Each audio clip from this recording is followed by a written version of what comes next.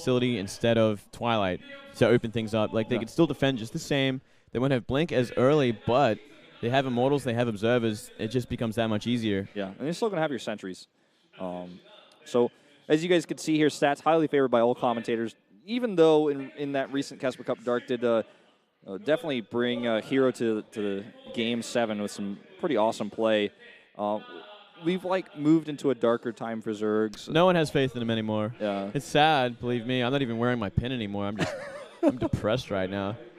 It's just a hard time for Zerg, but, I mean, stuff can still happen. Departure in life showing a little bit of spunk there, a little bit of gimmicky style to deal with the current matter. But if that gets figured out, what then? What then, Moonblade? Well, I don't think Dark's going to be able to do that in this game. 9-6 in Pro League, 3-3 versus Protoss, but that was, of course, a lot of those games before the patch. That's right. Lost his last one to CJ Hero in Pro League. Yep. And hasn't had much luck in GSL this season either, losing to Parting and Myungshik.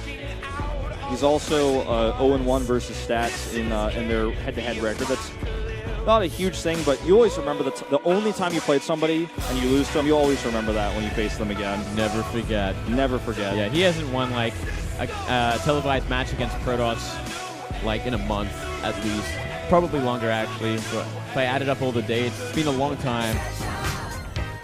Well, Stats 3-0 versus Zerg.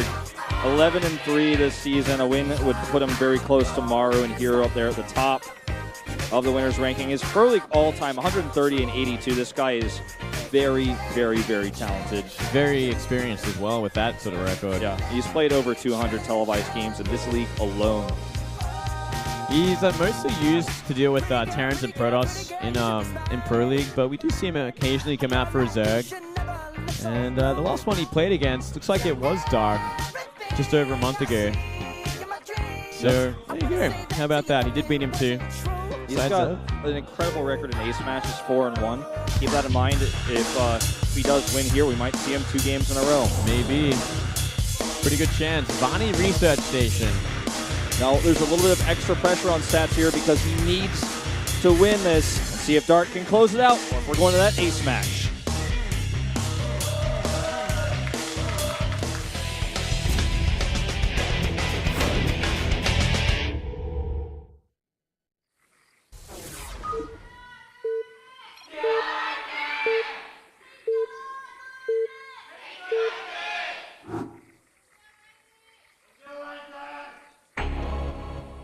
To the top of the map, and orange for SKT. It's Dark. Down in the south, the KT Protoss Stats has to win this game to bring it to an ace match. Yeah, and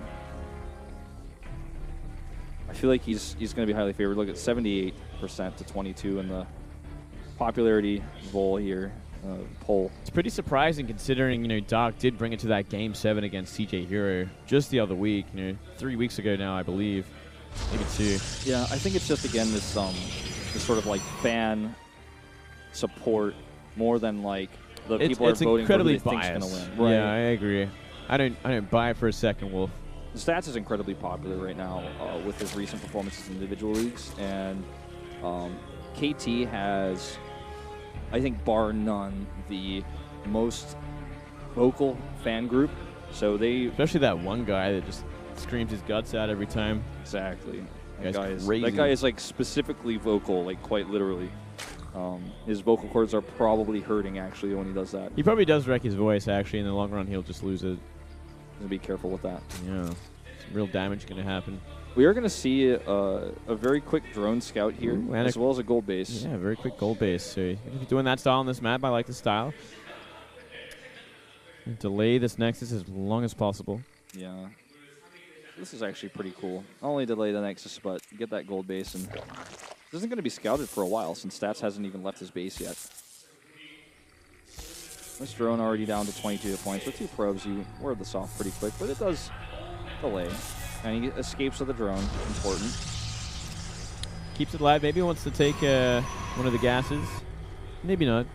Yeah. So, do you think he's going to go into a greedy double hatch for pool build with this because of the Nexus first? Yeah, I think he will for sure. He's going to take that outside one by the looks of things. Yep.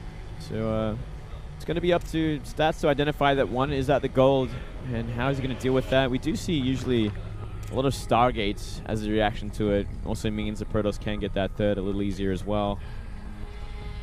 The drone did head towards the gold base, which almost made Stats feel like that gold base was going to be the one on the left side. But he comes in here and sees the hatches at the natural, but it's late, so he knows the gold base is taken, and he should know which one it is because it's already passed by the other one. Yeah, he'll know for sure, especially when he sees the puck at natural. No hatchery. It all makes sense. It's going to be up to him to, the pressure is on Stats to make the move. Yep. Sees the Maynarding drones as well, and should be enough for a Vattel here. I remember. Check for sure. Do you remember what happened when Classic played against this very same build in Star League? He just went for 2 oracles, and he wiped out the drone line at the gold base. Yeah. It was actually like game-ending damage off the bat. Like 15 drones go down. Yeah, he just straight up killed the queens, or ignore the queens rather. And there was no spore. That was one of the problems there. Yeah, just simply relying on 2 queens to deflect everything instead of a spore as well. There's the Stargate. Yep, there's a Stargate. Might see the same sort of style. It's hidden pretty nicely as well, mind you. Yeah. Overlords aren't going to find that. They're in the wrong spot. It's all the way to the left side of that base, which is not where you'd really expect it. He is heading towards it now with that Overlord, but it's going to take a while before he sees it. He should be able to see it, though. I don't think anything will be able to deny him. Yeah, we don't see any Stalker coming out just yet either. Nothing really being invested in. So that's important. So he should be able to get his spores up. Unless he plays greedy and skips them. Yeah. That's what ended up being Bjell's downfall. Well, seeing a second queen of that gold, so he's going for the similar sort of get the queen out there at the most exposed base so you can actually get the creep spread out and maybe try and get it towards your natural and third base. If the Overlord turns around right now, he's not going to know that he's been scouted. Can you check and see if that Overlord has been scouted by Stats? Yeah, he sees it. Okay. He got a bit too close there. A little too close. I mean, he had to go through the, I think into the pylon. Yeah, I guess you're right. To make sure, so. Yeah. A little bit hard, but at least he knows it's coming, so he does have the spores. 3 spores coming up, so you're not going to be making that Bjell mistake. We'll be pretty much be able to deflect everything. Still be able to get some damage done, but it's not going to be game-ending damage. Yeah, second Oracle as well, going to be the follow-up, so exactly the same as what Classic did. First Oracle going to try to get some drone kills here, but there are 2 queens plus that spore, so he's going to find 1, maybe. No, not even going to get 2. Make sure there's no 4th base, and then on his way, or as he goes through, he's just going to actually decide to wait for this Oracle buddy. He ran out of energy there. Look at this, a very quick, by the looks of it, third base coming up from Stats as well. Once he's got the minerals for it, he's waiting for it already, and he's got that +1 on the way. 2 gateways as well, so it's going to be a double Oracle. As long as he keeps them both alive, he's going to have sufficient defense on the map for just about anything. Yeah, I mean, even Roaches are going to have a tough time coming across that against that when you've got these gateway units to help support. But he's going to try to go for some one-shot drones here. 1, 2, and that's all he can get. Back off. And the Oracle's just going to continue to do some damage. And they're always going to be, like you said, a great safety to fall back on if there's an attack. And we are seeing the same opening as well from Stats going into that Twilight. We get a quick +2 from it. We're finding a bit more damage there. Nicely done. Very quick Hydras coming out from Doc. Looks like he might be going for that sort of Hydra timing. Well, he's got creep spread towards towards this Protoss from the 3rd base, which you can get a faster rally from. So it's something to consider with the extra gold minerals he's going to have here. This type of attack can be quite strong. If it fails, though, Stats is going to be in a great position with that longevity he's got with these bases. A lot of links coming out as well. Looks like he wants to try and put the pressure on. There's enough sentries to kind of keep him safe, but he's going to need some Zealots to help back them up. 6 more kills, but he loses that Oracle. It's kind of painful. Yeah, that's not a good time to be losing an Oracle. Not now. Not with all these links coming across the map. Currently, he's sitting at about 29 links. So I don't think he's seen this really either, actually, with his Oracle, that all these links are coming. He does have a ton of sentries here. Yeah, but 8 sentries should be a case as long as they force field. There we go. Close call there. Hydra range on the way.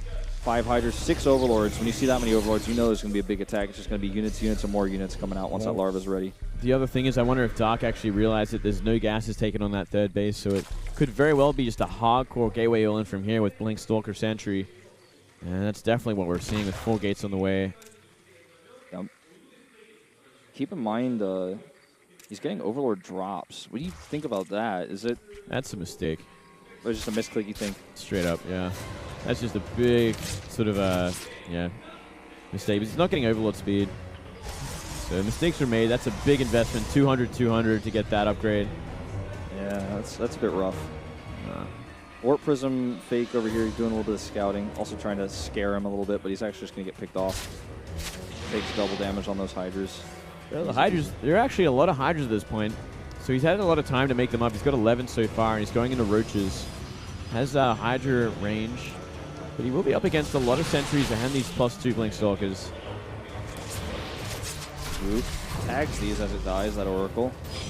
This big group of Lings wants to escape, though. He doesn't want to lose these. They're actually going to be a great buffer for this Hydraless attack.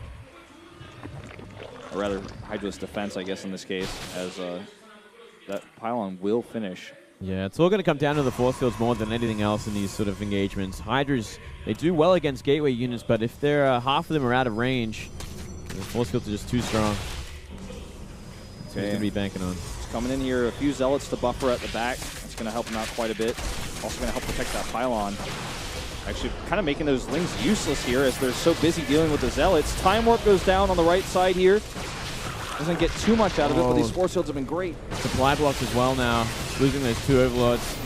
This is a pretty hard place. It's sort of a decent concave, but force fields are going to ruin it. Ruin it, and also that Time Warp is not going to make that right side able to fight as well as he'd like to. And this forward pylon that's so close to the front of this in the front of this battle is going to allow Stats to warp in the next wave of units, which I think is the last one he's going to need to actually close this game out. He's just got too much. The Zealots now at the front are even tanking. He blinks forward. And it looks like that is going to be lights out here, and we are going to go to an ace match, Moonglade. It does look like that indeed. There's no way he can defend against this now. He can even force field the ramp if he wants to. There we go. And that is game. Ace match it is. That's what we're going to be seeing here. I'd send Stats again. If it was that easy, we're going to have a look at the map. GG. GG. Nice convincing game. I'll take a look at that map for you, Moonglade. Man, I can do it right here, right now. Expedition loss. Oh, is it Expedition loss? Oh, I'm looking at the wrong chart. Oh, you are. Bad luck, buddy. I messed it up. Well, it's going to be an interesting one. Expedition loss. Yeah. Expedition loss is kind of the weirdest map we've had this season. It is a bit of a wonkadoodle map. That back door. We do see a lot of Zergs on it. Wouldn't it be funny to end it with the ZVZ? It would be. That'd make me laugh. I'd be okay with it. But I kind of feel like they're going to use Stats again, just because he's so good at every matchup. He's just a master. I want to see... Who do you want to see? I want to see Classic versus Life on this map. Classic versus Life? The rematch. The rematch. We're not gonna. I doubt we're gonna see a Terran. I want to see Dream versus Stats, but I just don't think we will. No, I don't think we'll see that. I think Dream has had his time. He's got to get ready for Star League, man. They can't have him going out in another map. Classic is a good pick. I think Classic can deal with the Zergs. He has such a powerful defensive style. He did get caught out by the gimmick, but if he fixes that, you know, he should be okay. It's risky to send Classic against if it ends up being Stats. It's going to be light for Stats, I feel, for KT. Yeah, that's what I'm getting to. It's definitely not going to be Flash, and Zest just isn't playing good. It has to be light for Stats. Then it's about who does SKT send out. Is it going to be Dark? No, maybe? I don't think so. I think it's more likely going to be Classic. Well, let's wait and see. I'm feeling Classic as well. Crowd sees the crowd just screaming and yelling down there. They're going crazy. I want to know. I don't know yet. All right, here we go. The big deciding match, the one that decides everything, who will be on top at the end of this telecom war. I just want to know it, Wolf. I hate the suspense, man. I hate suspense as well. I just want to be told, want to be shown. Only moments away now. Everyone's going to find out. All right, here we go. Right here, right now. The two players it's going to be. Oh, Dream versus Life. What? The TVZ you wanted. Oh, well, I'll take it. I'll take it. Oh, Dream and Life being Dream not shaking his hand. They have a huge rivalry, these two. Yeah, they seem like they're friends, but they do talk a lot of smack.